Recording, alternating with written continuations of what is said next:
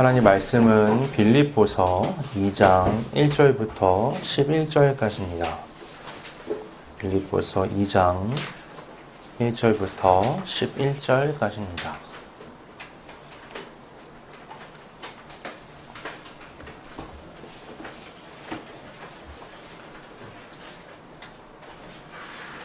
봉독하겠습니다. 그러므로 그리스도 안에 무슨 권면이나 사랑의 무슨 위로나 성령의 무슨 교제나 긍휼이나 자비가 있거든 마음을 같이하여 같은 사랑을 가지고 뜻을 합하며 한 마음을 품어 아무 일에든지 다툼이나 허영으로 하지 말고 오직 겸손한 마음으로 각각 자기보다 남을 낮게 여기고 각각 자기 일을 돌볼 뿐더러 또한 각각 다른 사람들의 일을 돌보아 나의 기쁨을 충만하게 하라. 너희 안에 이 마음을 품으라. 곧 그리스도 예수의 마음이니 그는 근본 하나님의 본체시나 하나님과 동등됨을 취할 것으로 여기지 아니하시고 오히려 자기를 비워 종의 형체를 가지사 사람들과 같이 되셨고 사람의 모양으로 나타나사 자기를 낮추시고 죽기까지 복종하셨으니 곧 십자가에 죽으심이라. 이러므로 하나님이 그를 지극히 높여 모든 이름 위에 뛰어난 이름을 주사 하늘에 있는 자들과 땅에 있는 자들과 땅 아래에 있는 자들로 모든 무릎을 예수의 이름에 꿇게 하시고 모든 입으로 예수 그리스도를 주라 시인하여 하나님 아버지께 영광을 돌리게 하셨느니라. 아멘. 지금 4주째 교만과 관련해서 한번 살펴보고 있는데요. 교만은 우리가 지난 시간 살펴본 것처럼 욕망과 아주 밀접하게 연관되어 있죠. 성경적 의미에서의 죄란 관역에서 벗어난다는 것을 의미합니다. 하나님께서 창조하신 본래의 자리를 향하는 게 아니라 그 외부로 삐뚤게 나아가게 되는 것, 그것이 죄라고 말할 수 있습니다. 사람이 그렇게 하나님이 정하신 자리가 아닌 곳으로 삐뚤게 나가게 되는 이유는 자신 안에 있는 욕망 때문이죠. 하나님의 기준, 하나님의 질서가 아니라 나의 기준, 나의 방식으로 살아가려고 하기 때문에 그런 일이 벌어지는 겁니다. 그리고 이 욕망에 당위성을 부여하는 것이 바로 교만이라고 말할 수 있습니다. 스스로를 높이고 정당성을 부여해서 내가 갖고 있는 이 욕망이 더 이상 욕심이 아니라 이것을 일종의 권리로 둔갑시켜 버리는 거죠. 당연한 거야 라고 생각하게 만드는 겁니다. 이 교만은요, 사탄의 특성이기도 합니다. 뱀을 통해서 사탄이 하와에게 불어넣었던 감정들이 바로 교만이거든요. 뱀이 그러한 죄의 초석을 하와를 통해서 놓을 수 있었던 건 하와에게 하나님의 말씀에 대한 의심이 있었기 때문입니다. 하나님께서 먹으면 반드시 죽으리라 라고 하신 말씀을 하와는 뭐라고 말하느냐? 죽을까 하노라로 바꿔버립니다. 뱀은요, 거기에 기회를 놓치지 않고 쐐기를 박습니다. 절대 죽지 않을 것이다. 그리고 이유를 얘기하죠. 야, 너는 하나님을 절대적인 분으로 여기지만 아니야, 사실은 사람이 대단한 거야. 근데 그것을 네가 느끼지 못하는 이유는 하나님이 너를 질투해서 선악과를 먹지 못하게 하셨기 때문이야. 모든 의문이 풀려버린 거예요. 아, 그래서 못 먹겠구나. 그래서 죽을 거라고 나를 협박했구나. 그래서요, 죽을까 하노라가요, 이제는 어떻게 되죠? 절대 죽지 않을 것이다 라는 확신으로 바뀌어버립니다. 여러분, 이 전환을 보세요. 하나님은 뭐라고요? 먹으면 정령 죽으리라. 반드시 죽을 것이다. 이렇게 말씀하셨는데 지금 어떻게 됐죠? 절대 죽지 않을 것이다로 바뀌어버린 겁니다. 오늘날에도요, 우리가 주의해야 합니다. 성경의 말씀의 주인공은 누구냐? 항상 하나님이세요. 핵심은 하나님이십니다. 우리는 그 하나님의 말씀에 맞춰서 하나님을 바라보는 존재일 뿐이죠. 선악과에 대한 말씀에서도 주인공은 하나님이세요. 하나님이 정하시고 하나님이 명령하셨기 때문에 그 명령이 우리에게 의미를 갖는 겁니다. 그런데 사람과 뱀이 그 말씀의 멋대로 다른 의미를 부여하는 거예요. 죽을까 하노라. 절대 죽지 않을 것이다. 하나님이 정하신 것과는 전혀 다른 것들을 거기다 부여하는 거죠. 이때로부터 오늘날까지 하나님의 말씀을 받는 공동체, 하나님의 말씀을 받지 않는 사람들이 아니라 하나님의 말씀을 받는 사람들 안에서 이처럼 하나님의 말씀을 사람의 시각에서 왜곡시키려는 일들이 계속해서 발생했습니다. 바리새인과 서기관들이 예수님께 그토록 비난받았던 이유가 이 때문이죠. 그들은 성경을 가장 잘 알고 가장 잘 지킨다고 주장하던 자들이에요. 사실 그들은 성경을 이용해서 하나님을 위한 게 아니라 자신의 의의를 드러냈던 사람들입니다. 거기서 멈추지 않고 적극적으로 다른 사람들을 정죄했죠. 모든 사람을 구원으로 인도하기 위해 성경의 말씀, 율법을 하나님께서 주셨는데 그것을 받은 유대인들은, 특히 유대인 중에 유대인이나 말할 수 있는 바리새인과 서기관들은 그것을 통해서 내 의를 드러내고 남을 정죄하기 바빴던 겁니다.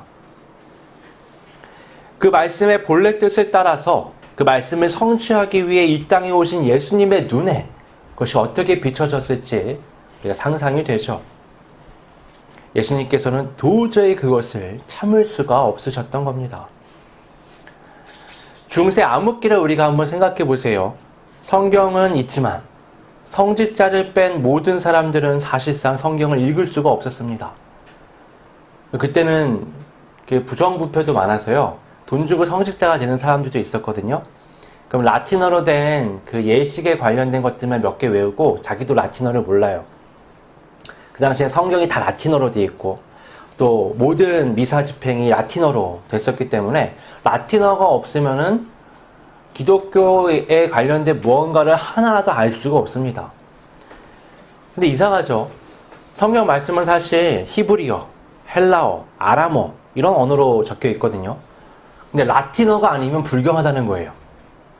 라틴어가 아닌 다른 언어로 그걸 번역한다.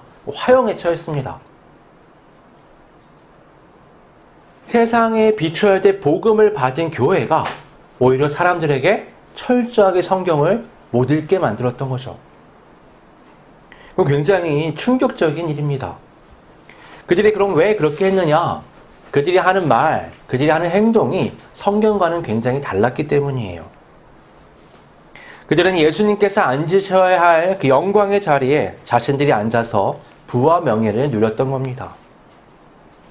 그 과정에서 성경에서는 도저히 찾아볼 수 없는 황당한 이유와 전통을 만들어서 사람들을 착취했던 거죠. 그 사람들이 나중에 어떻게 하냐면 교황의 말, 교회의 전통, 교리 이것들이 성경과 같은 권위가 있다라고 얘기를 해버려요. 그럼 사실상 성경이 갖는 독특한 권위는 사라져버리게 되는 겁니다. 선악과를 먹고 하나님께 따져 물으며 자신의 기준을 주장하던 아담, 또 바리새인 서기관들과 다를 바가 하나도 없는 거죠. 오늘 본문을 보면 이러한 우리의 사람의 교만의 위험성이 어떤 것인지 잘 나타납니다. 1절을 보시면요. 권면, 위로, 교제, 궁휼, 자비가 등장을 합니다. 이것들은 다 관계적인 속성을 갖는 거죠. 그리고 나보다는 타인을 향하는 것들입니다. 그런데 2절을 보면요. 마음을 같이하여 같은 사랑을 가지고 뜻을 합하며 한 마음을 품어 라고 말합니다. 여러분 보세요. 남을 위해서 갖는 마음, 누군가를 권면하고 위로하고 교제하고 긍휼히 여기고 자비를 베푸는 것들이 있는데 바로 이어서 뭐라고 말하냐면 그런 것을 할 때에 같은 마음, 같은 사랑, 같은 뜻을 가져야 한다라고 말하는 겁니다. 그 아름다운 일들을 하는데 지금 뭐가 안 되는 거예요? 마음은 하나가 안 되는 거예요. 사랑이 하나가 안 되는 겁니다. 뜻이 하나로 모아지지 않는 거예요. 또 이어서 3절을 보시면 아무 일에든지 다툼이나 허영으로 하지 말고 오직 겸손한 마음으로 각각 자기보다 남을 낮게 여기고 라고 말씀합니다. 허영은요, 이 거칠애를 의미합니다. 겉으로 그럴싸하게 보여지는 걸 말하는 거예요. 그러니까 다툼은 또 뭐예요? 남을 시기해서 나를 나타내려는 겁니다. 이런 다툼과 허영은 겸손하고 아주 대조적으로 나타나요. 나를 낮게 여기지 말고 남을 낮게 여기라는 겁니다. 나를 나타내려고 하지 말고 나는 비워내고 남을 나타내려고 해보라고 말하는 겁니다. 또 4절에 보시면 각각 자기 일을 돌볼 뿐더러 또한 각각 다른 사람의 일을 돌보아라고 말씀합니다. 아니, 이 아름다운 일들에 대한 얘기가 쫙 나오는데 이어서 너희가 이런 것들을 갖춰야 한다라고 말하는 것들을 보면 뭔가 잘 어우러지지 않는 것들이에요. 여러분, 교만한 사람일수록요, 자기 일이 중요합니다. 이런 사람의 특징은 다른 사람의 상황, 다른 사람의 사정, 그다지 중요하게 느껴지지가 않아요. 피부로 안 와닿는 거예요. 그러니까 진정한 의미에서의 그 사람에 대한 동정, 그 사람에 대한 사랑, 그 사람을 섬김, 이런 게 불가능합니다.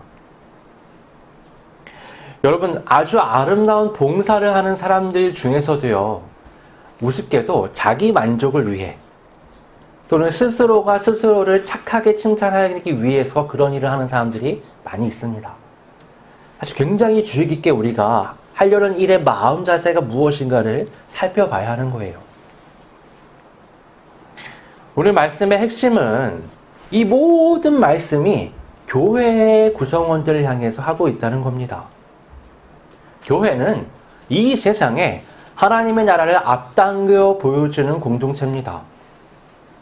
그러니까 세상의 방식, 세상의 습성, 그런 걸로 존재하는 공동체가 아닌 거죠.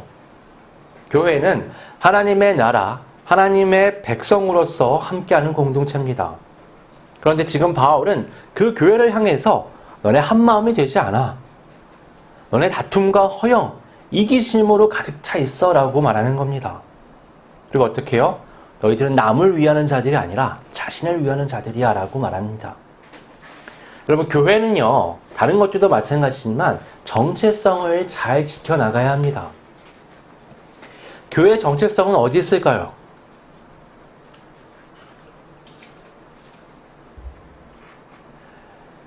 오늘날의 이 교회의 많은 사역들, 교회의 많은 행사들, 그리고 많은 설교들 있습니다. 아주 훌륭하고요. 아주 대단하고 좋은 것들이 많이 있어요. 그런데 한 명의 그리스도인으로 또 목회자로서 바라볼 때 굉장히 조금 불안한 마음이 드는 것 중에 하나는 뭐냐면 자꾸 예수 그리스도가 없어져요. 예수가 나오지 않아요. 분명히 훌륭한 말씀들인데요. 정말 좋은 얘기인데 예수가 없어요.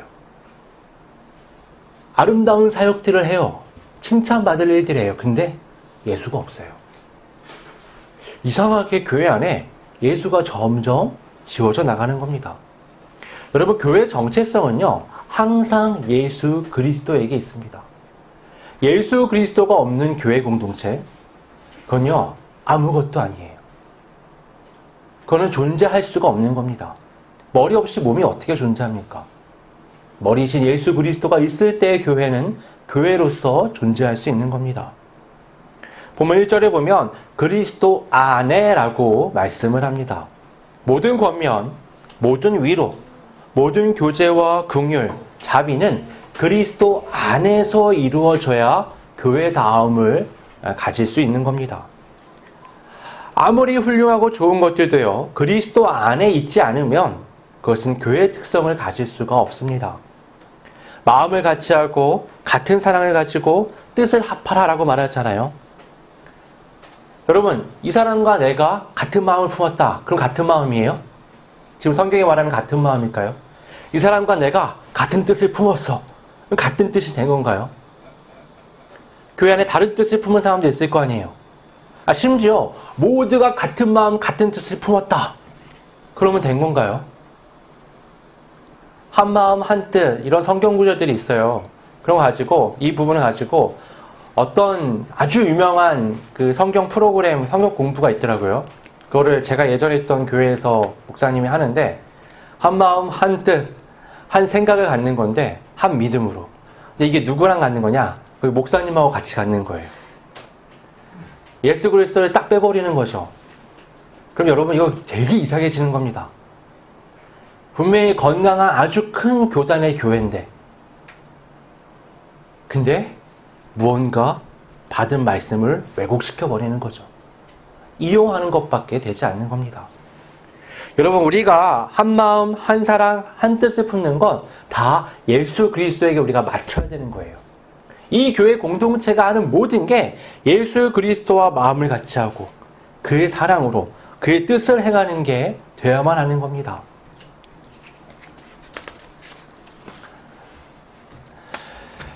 오늘날 교회들이요, 이 특정인이 너무 중심이 되는 경우가 있는 겁니다. 아까 말한 예도 있지만 목회자들이 그런 위험에 잘 노출이 돼요. 왜냐하면 사람의 이목을 가장 많이 받는 직분이잖아요. 그러다 보니까 자연스럽게 그렇게 될 위험성이 매우 높습니다. 거기다 사람의 죄성은 어떻죠? 나를 나타내고 높이려고 하잖아요. 그러니까 이게 맞물려서 자칫 잘못하면 주님의 자리를 빼앗는 결과를 가져오는 거죠.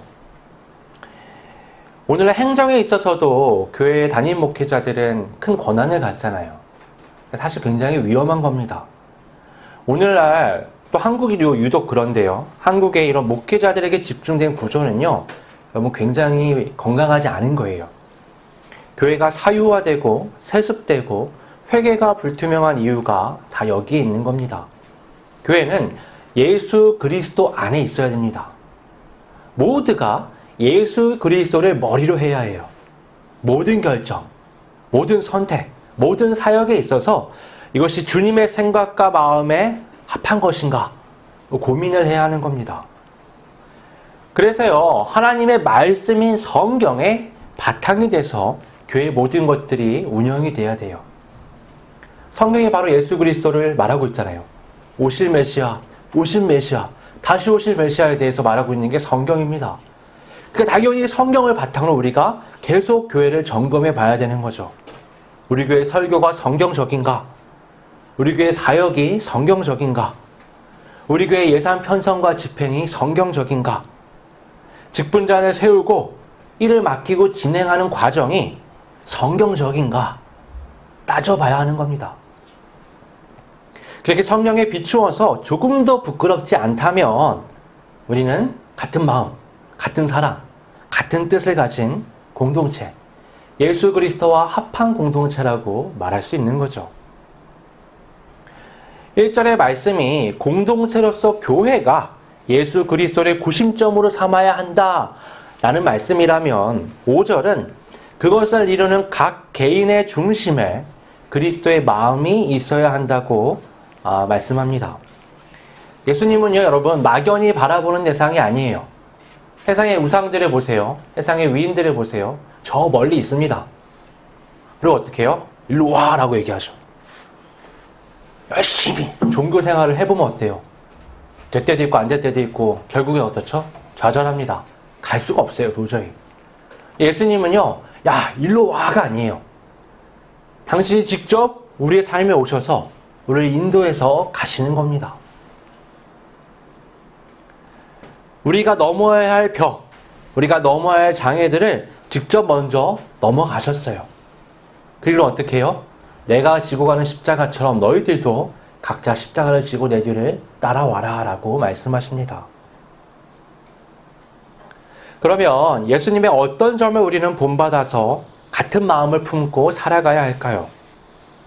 오늘 본문에 보면 사실 성경에는 예수님에 대한 많은 말씀, 또 많은 그 사역들, 또 이적들이 나타나잖아요. 근데 오늘 본문에서 바울이 주목하는 건 한 가지입니다. 바로 예수님의 겸손을 우리가 배워야 한다는 거예요. 성경에는요, 겸손한 사람들이 많이 나옵니다. 우리가 살펴봤었던 그 요셉, 욥, 이런 사람들이 아주 하나님 앞에서 겸손을 유지했던 대표적인 사람들이죠. 이들이 어때요? 모든 것을 잃었음에도 불구하고 불평과 원망을 하지 않고 끝까지 하나님을 신뢰하면서 믿음을 지키죠. 정말 대단한 겁니다. 그런데 여러분 한번 생각해 보세요. 그들에게 선택권을 주고 스스로 그러한 고통 가운데 자기를 몰아넣으라고 하면 그렇게 할까요? 이게 여러분, 내가 그러한 일에 닥쳐서 끝까지 믿음을 지키는 것과 내가 스스로 그런 고통 가운데로 나를 밀어넣는 것은 사실 좀 다른 문제입니다. 예수님은요, 스스로 모든 것을 버리셨습니다. 십자가의 죽으심을 다 알면서도 스스로 그 길로 자기를 밀어 넣으신 거예요. 사실 사람은 아무리 노력해도 예수님의 비움에는 도달할 수가 없습니다. 예수님의 그 버리심의 낙폭과 사람이 버림의 낙폭이 굉장히 그 간극이 크기 때문이죠. 여러분, 전 재산을 똑같이 잃어도요, 100만 원을 잃은 사람과 1000억을 잃은 사람은 차원이 다른 겁니다. 모든 죽음이 안타깝긴 해요. 120세를 산 노인이 죽는 것과 5살을 난 어린아이가 죽는 건 이건 차원이 다른 문제예요. 요셉과 욥이 아무리 대단한 인내와 자기 부정으로 아주 모범적인 사람이었다고 하더라도 예수님의 비우심, 예수님의 인내와는 비교할 수가 없는 겁니다. 그 예수님의 비우심이요, 그리스도인으로서 우리 한 사람 한 사람이 본받아야 할 자세입니다. 각자가 이 마음을 품지 않으면 교회는 그리스도 안에서 무언가를 할 수가 없습니다. 그러면 자연스럽게 어떻게 해요? 교회의 머리는 사람이 되죠. 그리고 사람을 나타내는 방식으로 운영이 됩니다. 사람의 교만으로 진행되는 모든 역사는 죄예요. 우리가 알고 있잖아요. 죄의 근본에 교만이 있기 때문에 교회가 그리스도 예수를 나타내는 겸손을 갖추지 못한다면, 그리스도인들이 그런 겸손을 안에 품지 못한다면 그리스도인의 삶, 그리스도인이 모인 공동체는 사람이 중심이 되고 사람이 나타날 수밖에 없습니다. 너무나 자연스러운 거예요. 그러면 어떻게 해요? 그것이 죄를 불러옵니다.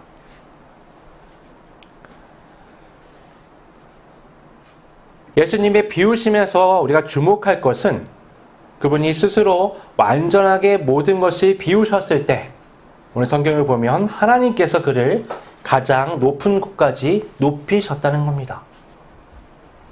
이게 우리에게 굉장히 가져다주는 의미가 커요. 이게 하나님의 방식입니다.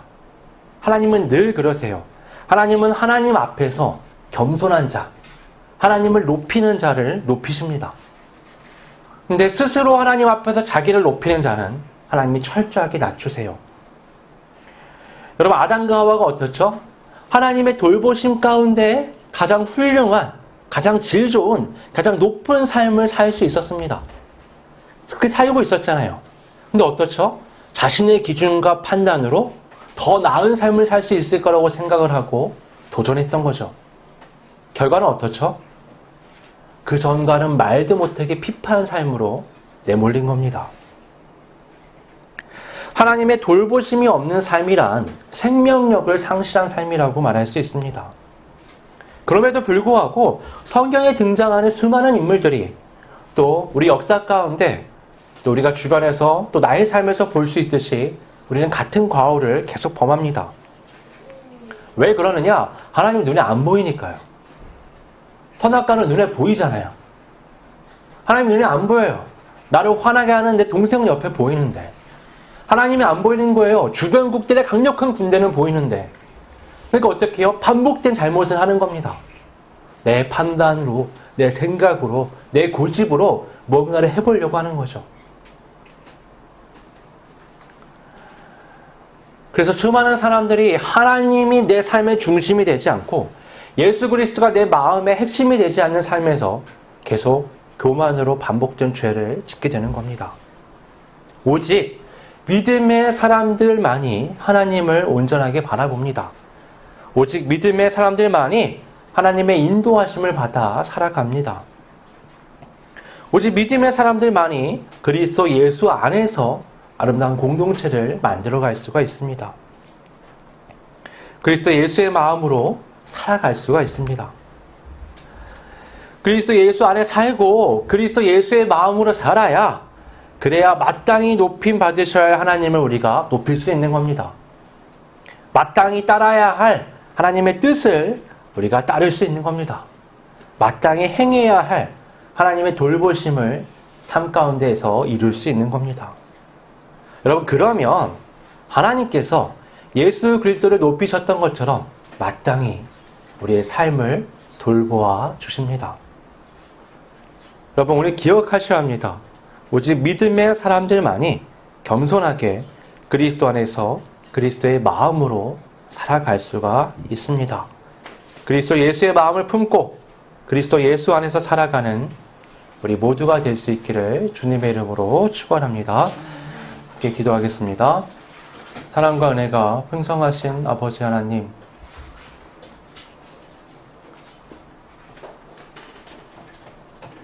조금만 방심해도 우리 말씀을 떠나버리고 그리스도 예수의 주권 아래에서 벗어나며 나의 뜻과 나의 고집, 나의 생각을 따라 죄의 길로 치닫게 되는 것을 경험하였습니다. 성경의 많은 사람들의 예를 찾아보며 또 우리의 실제적인 경험 속에서 교만이 얼마나 무섭고 경계해야 하는 것인가 우리는 알게 되었습니다. 아버지 하나님, 항상 예수 그리스도께서 우리의 머리 되심을 잊지 않으며 예수 그리스도께서 내 안에 계셔야 함을 기억하고 그리스도 예수 안에서 그리스도 예수를 마음에 품고 그 겸손으로 하나님 앞에 살아가는 우리가 될 수 있도록 인도하여 주시옵소서. 우리가 하나님을 높이고 하나님을 나타내고 주님과 함께 한 마음과 한 뜻을 가지고 살아갈 때 하나님 홀로 영광 받으시고 그 놀라운 손길로 우리의 삶을 돌보시며 그리스도인다운 하나님의 놀라운 역사를 경험하며 살아갈 수 있도록 주님 이끌어 주시옵소서. 거룩하신 예수님의 이름으로 기도드립니다. 네.